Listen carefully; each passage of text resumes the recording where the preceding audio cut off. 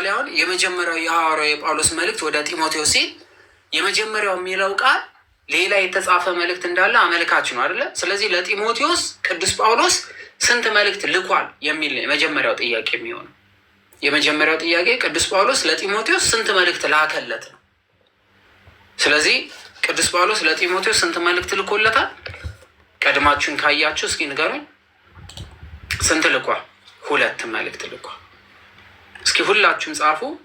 ቅዱስ ጳውሎስ ለጢሞቴዎስ የላካቸው መልእክት ብዛታቸው ስንት ነው? 2 መልእክት። 2 መልእክት።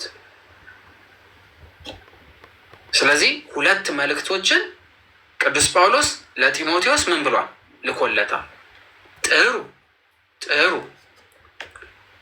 ጢሞቴዎስ በአባቱ ምናዊ ነው። የሐዋርያት ሥራ ተምረናል። ለመጀመሪያ ጊዜ ቅዱስ ጳውሎስ ያገኘው ነው ብለናል። ጢሞቴዎስ በአባቱ ምናዊ ነው። ምናዊ ነው ታስታውሱ ከነበረ ጸጉሩን ላጭቶት ነበረ። ከዛ ወዲያ ገዝሮት ነበረ። ስለዚህ ምናዊ ነው። አረማዊ፣ ፈሪሳዊ አይደለም። አረማዊ ካላመኑት ነው። ከግሪክ ከማያምኑት ወይም እምነት ከሌላቸው ነው። ካላመነ ነው። አባቱ ያላመነ ነው። ያላመነ ማለት በመገረዝ ምን ያልሆነ ያልተቀበለ አረማዊ ነው። አርማይካዊ ነው። እሺ፣ በእናቱስ ግን በእናቱ ያመነ ነው። እናቱ ያመነች ናት። አባቱ ያላመነ ነው። በማን? በእግዚአብሔር። ከዛ ወዲያ ቅዱስ ጳውሎስ አግኝቶታል። እዚህ የሐዋርያት ሥራ ምዕራፍ 16 ላይ ታገኙታላችሁ። አባቱ የግሪክ ሰው ስለነበረ አባቱ የግሪክ ሰው ነው። ስለዚህ ይህን ጢሞቴዎስን ቅዱስ ጳውሎስ ምን ብሎታል? ገርዞታል። ጳውሎስ በአዲስ ኪዳን የመጣ አባት ነው። ለምንድን ነው ጢሞቴዎስን የገረዘው? ለምን ጢሞቴዎስን መግረዝ አስፈለገው? የሐዋርያት ሥራ ስንማር ትዝ ይላችሁ ከነበረ በአካባቢው ከነበሩ ገና እውቀቱ ስላልነበራቸውና የአዲስ ኪዳን ሀሳብ ስላልገባቸው ጢሞቴዎስን እንዳይቃወሙ ሲል ስለ ሐዋርያትና ሐዋርያት ሲል ገና የአዲስ ኪዳን ለአሕዛብ መሰበኳን ላልገባቸውና በዙሪያው ለነበሩ አይሁዶች ፈተና እንዳያመጡባቸው ጢሞቴዎስን ምን ብሎታል? ገዝሮታል። በአዲስ ኪዳን ግዝረት ባይሰራ ጳውሎስ ግን ጢሞቴዎስን ገዝሮታል። ለምን ሲባል ጥያቄ እንዳይበዛበት ገና ሀሳቡን እየተማሩ ስለነበረ ስለዚህ መገረዝ ጢሞቴዎስን ስለማይጎዳው መገረዙ ከአዲስ ኪዳን ጋር የተገናኘ ጉዳይ ስላልሆነ፣ ነገር ግን ለአይሁዳውያኖች ጢሞቴዎስ ላይ ጥያቄ እንዳያመጡበት ስለፈለገ ቅዱስ ጳውሎስ ምን ብሎታል? ገርዞታል። እንዲገረዝ የእግዚአብሔር ሕዝብ ተብሎ እንዲጠራ አድርጎታል። ስለዚህ ለምንድን ነው ለቅዱስ ጳውሎስ ይህንን ለጢሞቴዎስ ቅዱስ ጳውሎስ ይህንን መልአክ ያስፈለገው? ለምን መልአክ አስፈለገው?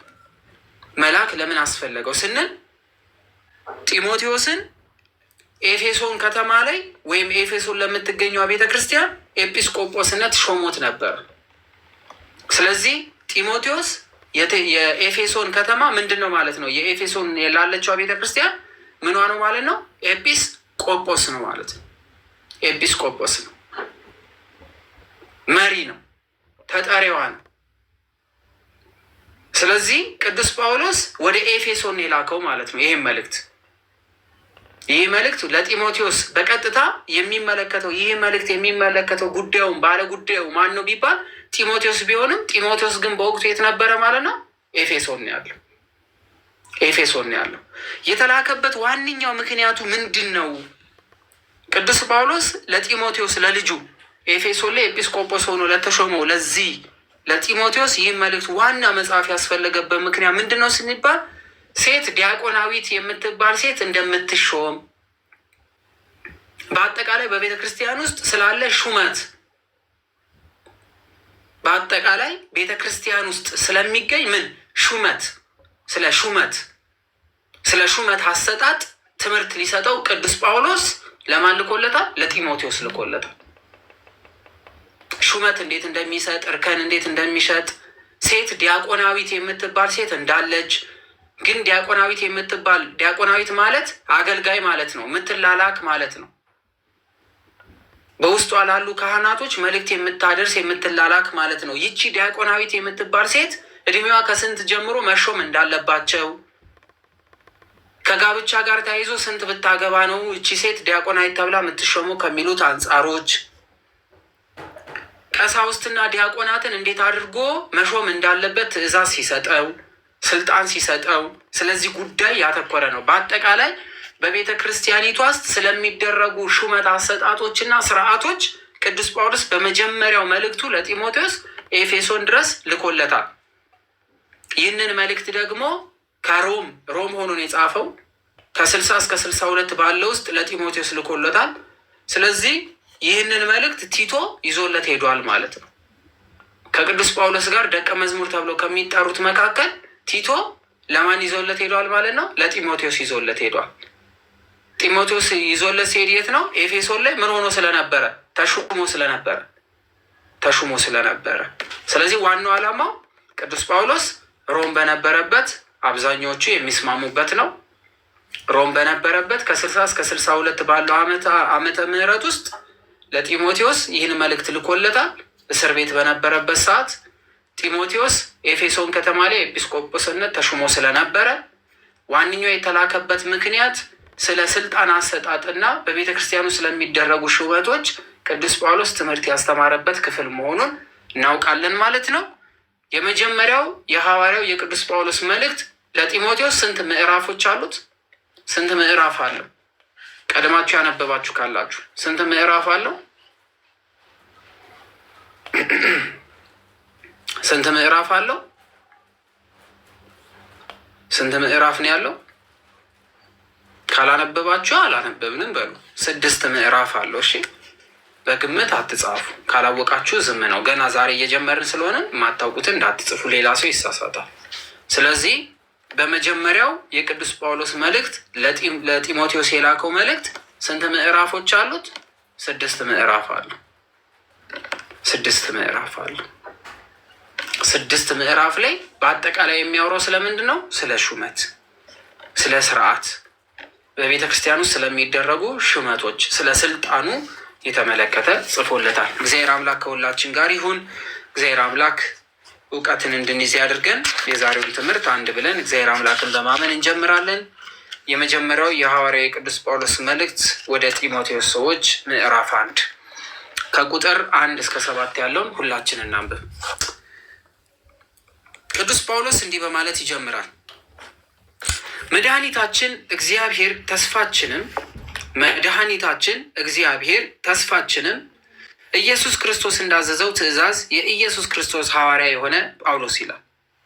የኢየሱስ ክርስቶስ ሐዋርያ ማለት ከክርስቶስ ሐዋርያት መካከል ሐዋርያ ተብሎ የሚጠራው ጳውሎስ መሆኑን ሲመሰክር ማለት ነው። ከአሁን በፊት እንደተለመደው መድኃኒታችን እግዚአብሔር በማለት ሲናገር መድኃኒት የሆነን ጌታችን ኢየሱስ ክርስቶስ ስልጣኑን፣ አምላክነቱን እግዚአብሔር ተብሎ የሚጠራ መሆኑን ሲናገር መድኃኒታችን እግዚአብሔር ተስፋችንም ኢየሱስ፣ ተስፋችን ሲል ከክርስቶስ ያገኘነውን ዘላለማዊ ተስፋ ከመንፈስ ቅዱስ ስለምንቀበለው ሲነግራቸው ተስፋችንም ኢየሱስ ክርስቶስ እንዳዘዘው በማለት የክርስቶስ ትእዛዝ እንደሆነ ሲናገር የኢየሱስ ክርስቶስ ሐዋርያ የሆነ ጳውሎስ በእምነት እውነተኛ ልጄ ለሆነ በእምነት ምን የሆነ እውነተኛ ልጄ የሆነ ልጄ ሲል የወለደው ማለት ሳይሆን በመንፈስ ቅዱስ የወለደው ልጁ ስለሆነ ልጄ ብሎ ይጠራል። በእምነት እውነተኛ ሲል ስለ እውነተኛ ስለሆነችው ሃይማኖት፣ እውነተኛ ስለሆነችው እምነት ሲጠቅስ በእምነት እውነተኛ ልጄ ለሆነ ለጢሞቴዎስ ከእግዚአብሔር ከአባታችን ከክርስቶስ ኢየሱስ ከጌታችን ጸጋና ምሕረት ሰላምም ይሁን በማለት የተለመደውን የቅዱስ ጳውሎስን መልእክቱን ምን ይላል ማለት ነው? ያዛል ወይም ደግሞ ይነግረዋል። ስለዚህ በእምነት እውነተኛ ልጄ ብሎ ሲጠራው በእምነት ለመጀመሪያ ጊዜ አጥምቆ ገዝሮ ልጁ ያደረገው ስለሆነ ወደ መቄዶንያ በሄድኩ ጊዜ አንዳንዶች ልዩ ትምህርትን እንዳያስተምሩና ወደ ተረት መጨረሻ ወደሌለው ወደ ትውልዶች ታሪክ እንዳያመጡ ልታዛቸው በኤፌሶን ትቀመጥ ዘንድ ለመንኩክ። ምክንያቱም እዚህ ጋር በኤፌሶን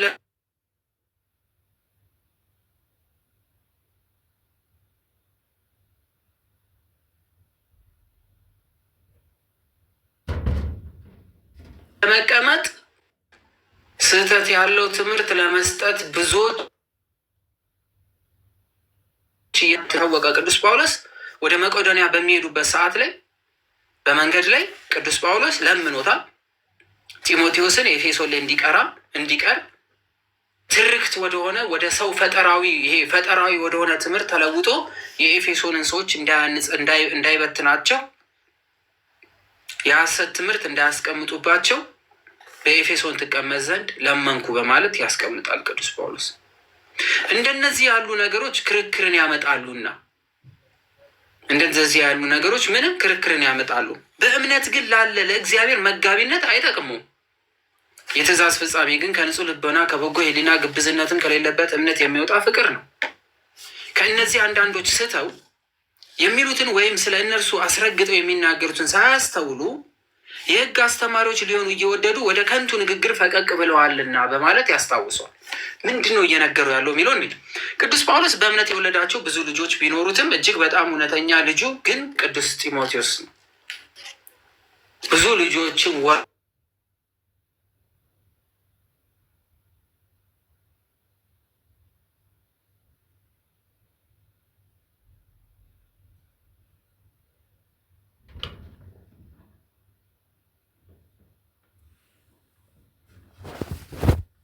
ታሪኮች እንዳይመጡ ሲል ልዩ ትምህርት የክርስትና ትምህርት ተቃራኒ ስለሆነ ልዩ ትምህርትን ኤፌሶን ላይ ያስተምሩ ስለነበረ ከእንደገና ጥረት ብሎ የሚጠራት የኦሪትን ትምህርት ስለሆነ በኦሪት የነበረውን ነገር ድጋሚ የኤፌሶን ሰዎች ላይ መጫን ይፈልጉ ስለነበረ የሐሰት ትምህርትንም ለማስተማር ይሞክሩ ስለነበረ ለምሳሌ በመገረዝ ነው የእግዚአብሔር ሕዝብ የምትሆኑት ደም የነካት ምናምን የሚባሉ ሕጎችን እያመጡ ይወቅሷቸው ስለነበረ ተረት እያላት ይናገራታል። በኦሪት የነበረችዋን ሕግ ማለት ነው።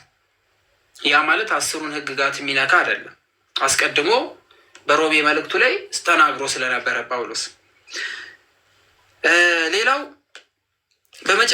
መጨረሻ ወደ ትውልዶች ታሪክ የሚለው እነዚህ ዋዛ ፈዛዛ ቀላ ቀልድ የሆኑ ስጋዊ የሆኑ ነገሮችን በማምጣት የኤፌሶን ሰዎችን ግራ እንዳያጋቧቸው የተመረጡበትን የመጡበትን የክርስትና አገልግሎት ረስተው ወደ አጓጉል ነገር እንዳይገቡ የሚጠብቃቸው ስለሚያስፈልግ በኤፌሶን ትቀመጥ ዘንድ በማለት ለዚህ ዓላማ ኤፌሶን እንዲቀመጥ እንደመረጠው ቅዱስ ጳውሎስ ድጋሚ በጽሑፉ ወይም በመልእክቱ ያስታውሰዋል፣ ጢሞቴዎስን ማለት ነው። በእምነት ግን ለእግዚአብሔር መጋቢነት አይጠቅሙም። ተቃራኒ የሆነ ትምህርት የሚያስተምሩ ወይም የሚከራከሩ ሰዎች ስለነበሩ የእግዚአብሔርን ቃል እናስተምራለን እያሉ የሐሰት ትምህርት ስለሚያስተምሩና የእግዚአብሔር አገልጋይ ለመሆን ብቁ ያልሆኑ ስላሉ በኤፌሶን ያለችዋን ቤተ ክርስቲያን ለዚህ ነገር ያልታደሉ ሰዎች መጥተው እንዳይረብሿቸው እንዲጠብቅ ጢሞቴዎስን ቅዱስ ጳውሎስ ወደ መቄዶንያ በሚሄዱበት ሳሌ ለምኖ እንዳስቀመጠው ድጋሚ አሁንም በዚህ ክፍል ያስታውሰዋል። ከዛሬ ፍጻሜ ግን ከንጹህ ልብና ከበጎ ሕሊና ግብዝነትም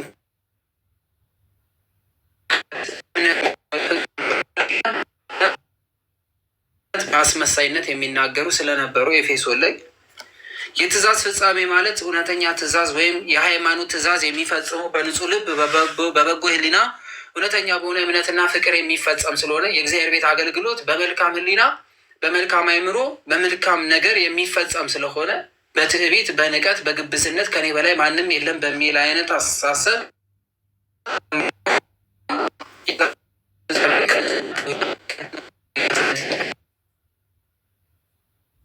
ነው።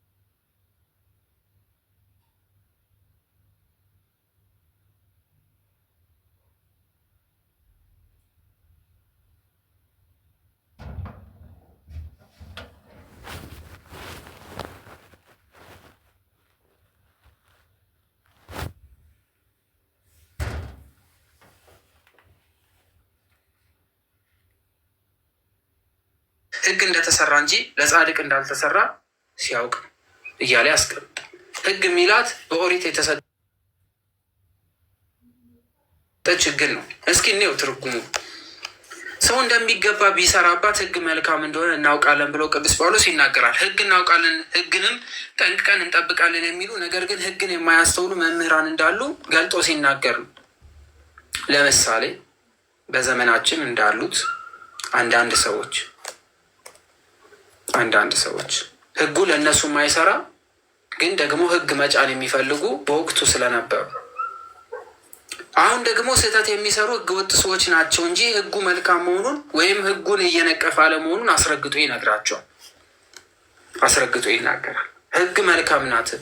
ሕግ በራሷ ስህተት አይደለችም። ሕግን ስህተት ያደረጓት በውስጧ ወንጀል እየሰሩ ግን ሕግን ደግሞ ለመከለያ የሚጠቀሙ ሰዎች ስላሉባት ማለት ነው። ሌላው ከቁጥር 9 እስከ 11 ባለው ላይ እንደዚህ በማለት ይናገራል ድረስ ብዙ ኃጢአት አይነቶችን የኃጢአት ዘርዝሮ ሕግ የተሰራ እነዚህ ኃጢአተኞች ከኃጢአት እንዲጠበቁ ነው በማለት ከቁጥር 9 እስከ 11 ያለውን ይዘረዝራቸዋል። ለምሳሌ የሚገሉ ነፍሰ ገዳዮች፣ ከወንድ ጋር የሚተኙ እያለ የጠቀሳቸው ንግግሮች አሉ ቅዱስ ጳውሎስ። እነዚህን የሚያደርጉ ሰዎች ኃጢአተኞች በማለት ይናገራል። እኛ ሕግ የተሰጠን ከነዚህ ነገር እንድንጠበቅ ነው በማለት ደግሞ ሕግ መልካም እንደሆነች ደግሞ ይናገራል። ሕግን ይናገራል። ሕግ አስፈላጊነቷ ሰዎች ከኃጢአት ስራ ምን እንዲሉ እንዲከለከሉ ነው በማለት ይናገራል። ስለዚህ በአዲስ ኪዳን ድኛለሁ የፈለግኩትን ነገር ላድርግ ማለት አይቻልም። ስለ ዳንኩ አንዴ ድህነት ተፈጽሞልኛል፣ ሰው መግደል እችላለሁ፣ ኃጢአት መስራት እችላለሁ፣ መቀማት እችላለሁ ማለት አይቻልም። ስለዚህ ከቁጥር 9 እስከ 11 ያሉ ሕግጋቶች የምንጠየቅባቸው መሆኑን ቅዱስ ጳውሎስ ሜንሽን አድርጎ ለጢሞቴዎስ ይነግሯል። እነዚህ ነገሮች እንድንጠብቅ ነው ሕግ የተሰጠን እንጂ ሕግ በራሷ መጥፎ ናት ማለት አይደለም በማለት ይናገራል። የብሩክ እግዚአብሔር ክብር እንደሚገልጥ ለእኔ አደራ እንደተሰጠኝ ወንጌል የሆነውን ደህና ትምህርት ለሚቃወም ሐዋርያው ስለ ወንጌል የሚከተሉትን በመዘርዘር የእግዚአብሔር ክብር የሚገልጥ መሆኑን ለእርሱ ለቅዱስ ጳውሎስ ወንጌል አደራ እንደተሰጠች፣ ምክንያቱም ደማስቆ ላይ በያዘው ሰዓት ላይ እንዲሁም ሐናንያ የሚባለውን ደቀ መዝሙር ሐዋርያ ሄዶ እንዲያጠምቀው ካስደረገ በኋላ የተነገረ ቃል መሆኑን እናስታውሳለን። የድህነት ትምህርት መሆኑን ገልጦ ወንጌል በመቃወም ኃጢአት ስራ ስለሆነ ወንጌልን ለሚቃወሙ ሰዎች ኃጢአት ይይዟቸዋል ወይም ሞት ይገዛቸዋል እያለ ቅዱስ ጳውሎስ ይናገራል ማለት ነው።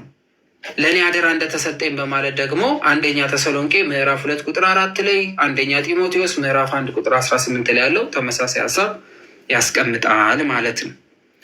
ለሌላ ነገር ሁሉ ሕግ እንደተሰራ እንጂ ለጻድቅ እንዳልተሰራ ሊያውቅ ነው በማለት ያስቀምጣል። ለኃጢአተኞች ሕግ ተሰራች እንጂ ለጻድቃን አይደለም ሲል ምን ማለቱ ነው?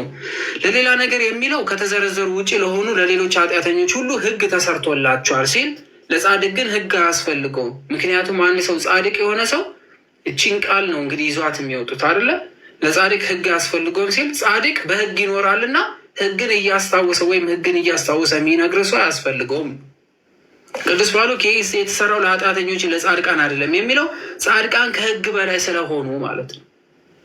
ሕግ ብቻ የሚገዛቸው አይደለም። የእግዚአብሔር ጸጋ ከነበሩበት የሕግ ስርዓት ሁሉ ምን አድርጓቸዋል? ከፍ እንዲሉ አድርጓቸዋል።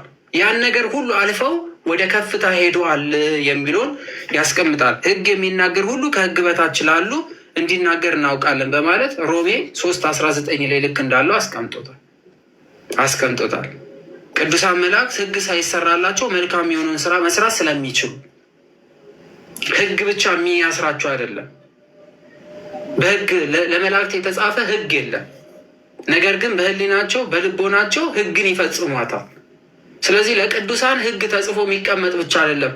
አንድ ቅዱስ የሆነ ሰው ቅድስናው በምን ማረጋገጥ እንዳለበት የሚያውቅ ስለሆነ፣ ለምን ሲባል በአዲስ ኪዳን ሰዎች ወደ ምን መጥተዋል? ወደ ታላቅ ክብር ከፍ ብሏል። ከመጀመሪያ ክብር ወደ ታላቅ ክብር ምን ብሏል ማለት ነው? ከፍ ብለናል ማለት ነው።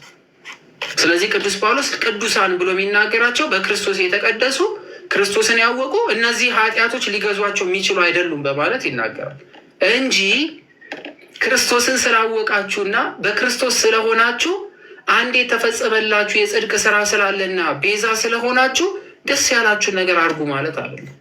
እንደውም ከሕግ በታች ከሆኑት በላይ ናችሁ፣ እንደ መላእክት ማለት ነው።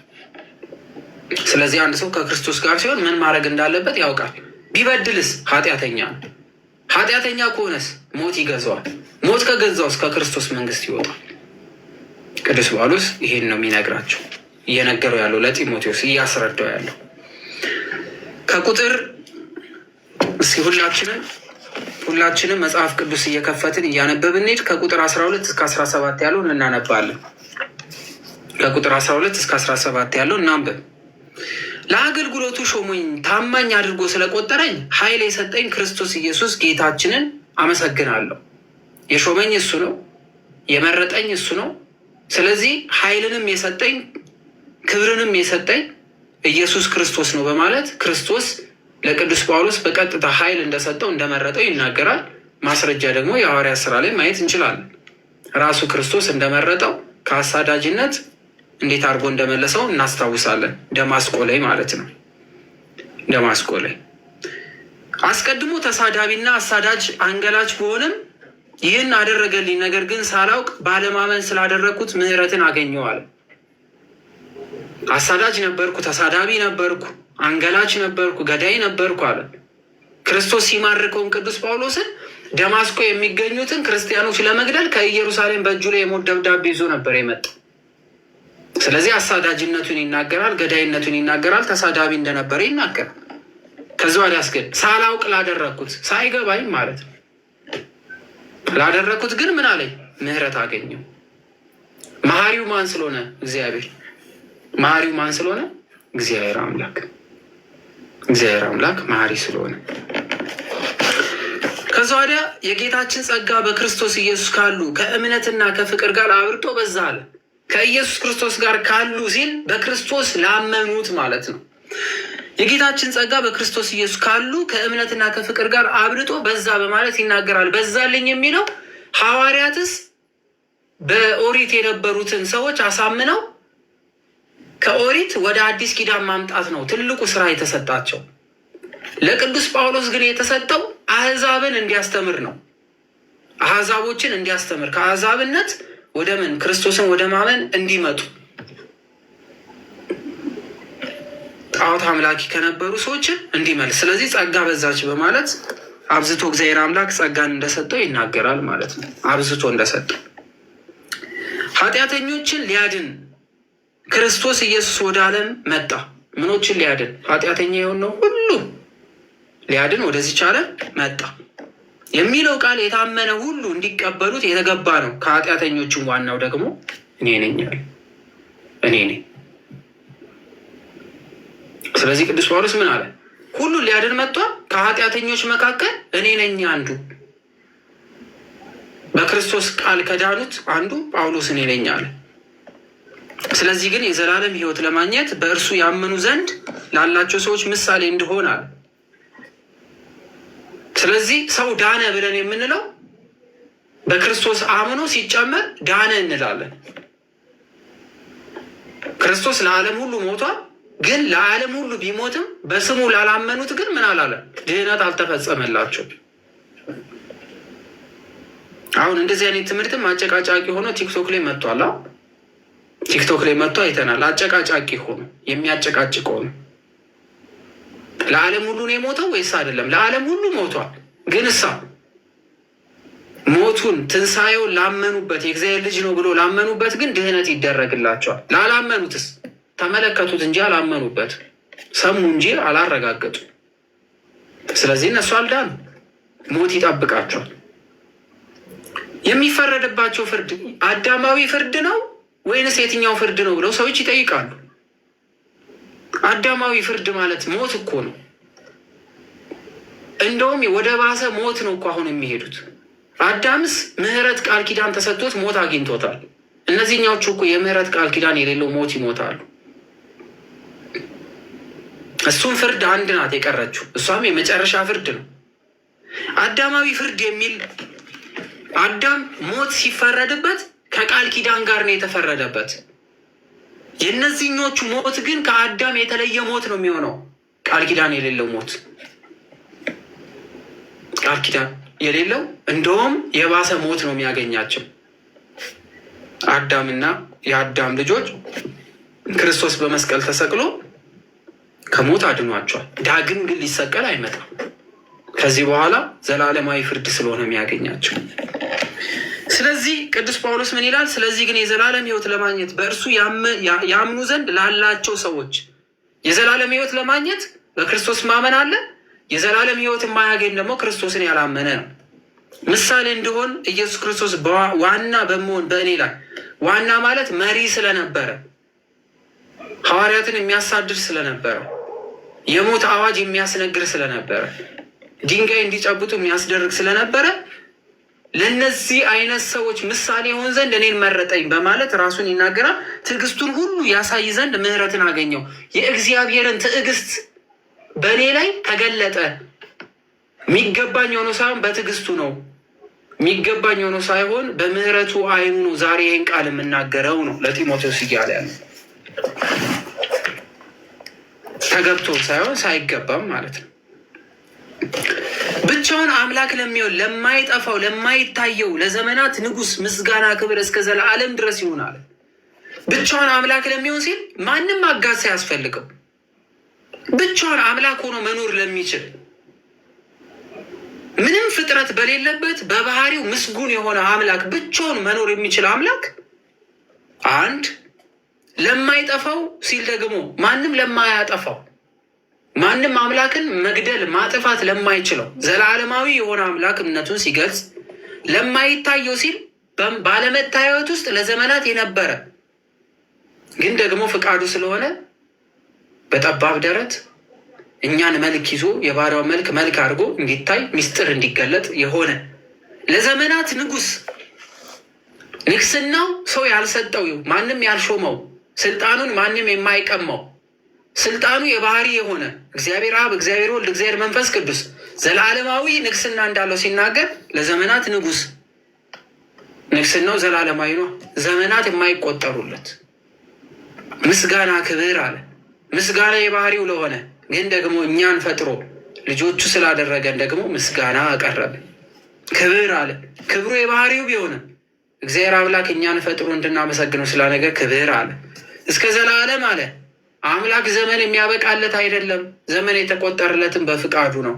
ዘላለማዊነቱን ሲናገር እስከ ዘላለም ድረስ ይሁን አሜን አሜን ብሎ ተናገረ ቅዱስ ጳውሎስ።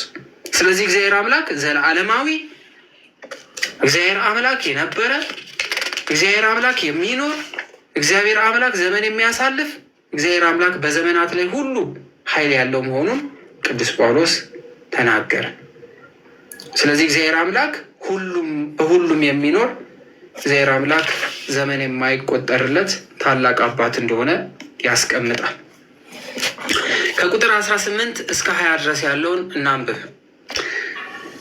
ጢሞቴዎስ ልጄ ሆይ በማለት ይናገራል። ጢሞቴዎስ ልጄ ሆይ አስቀድሞ ስለ አንተ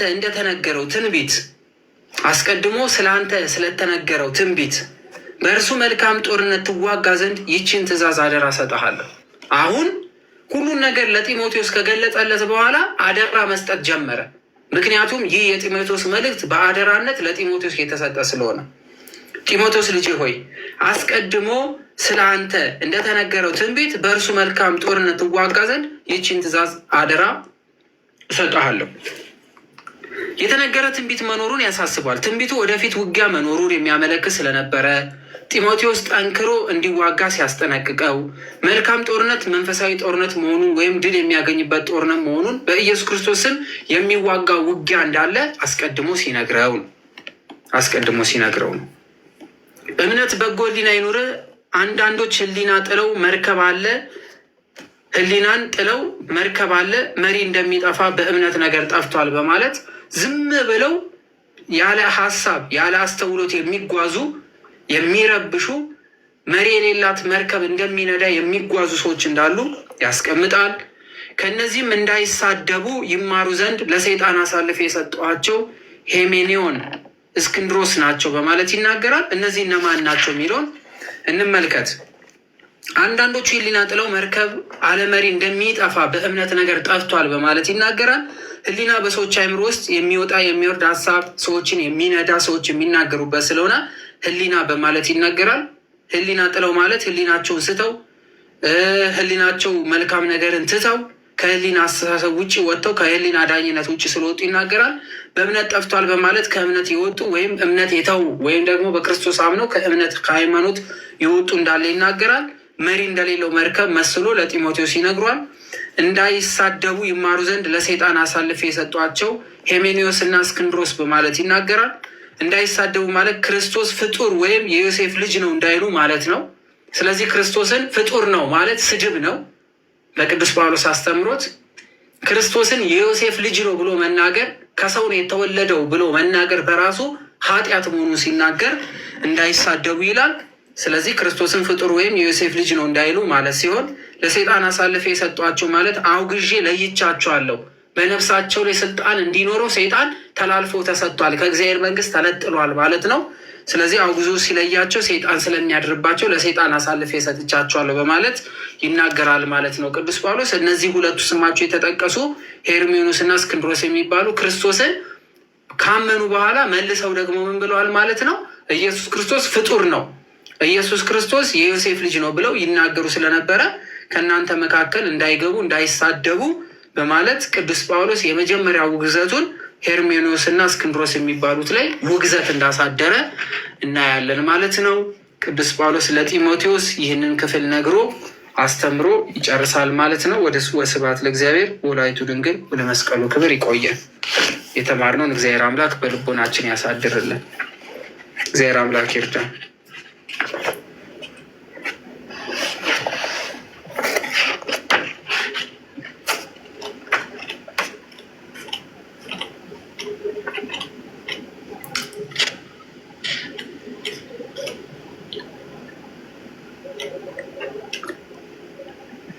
አሜን። አዳምዬ ቃልዎት ያሰማልን፣ መንግስተ ሰማያትን ያወርስልን። እድሜ ይስጥ፣ ተባረክ፣ ጤናህን ይስጥ። ቃልዎት ያሰማልን። አሜን አሜን። ቃልዎት ያሰማልን ሁላችሁንም። ግልጽ ነው ትምህርቱ፣ ገብቷችኋል? ግልጽ ነው።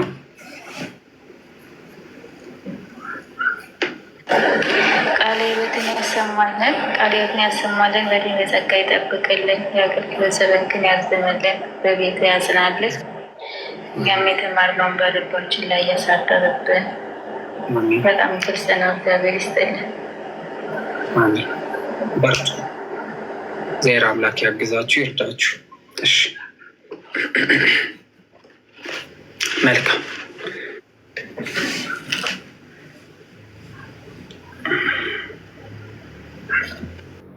እንዴት አመሻችሁ? አዳም ደህና አመሻችሁ? እግዚአብሔር ይመስገን። እንዴ የናታን እናት አቤት፣ እንኳን ደህና መጣሽ። እንኳን ደህና ቆያችሁ። ቃልዎት ያሰማልን አዳምዬ። እግዚአብሔር አምላክ ጸጋውን ያብዛልክ። ደስ የሚል ትምህርት ነው። ጀምር ያለው መማር እግዚአብሔር ይመስገን። ከአሁን ከነገ ጀምሮ በስነስርዓት ቀጥ ብዬ እማራለሁ። ግዴታዬን ጨርሻለሁ ከእግዚአብሔር ጋር። እግዚአብሔር ያክብርልን። አሜን አሜን።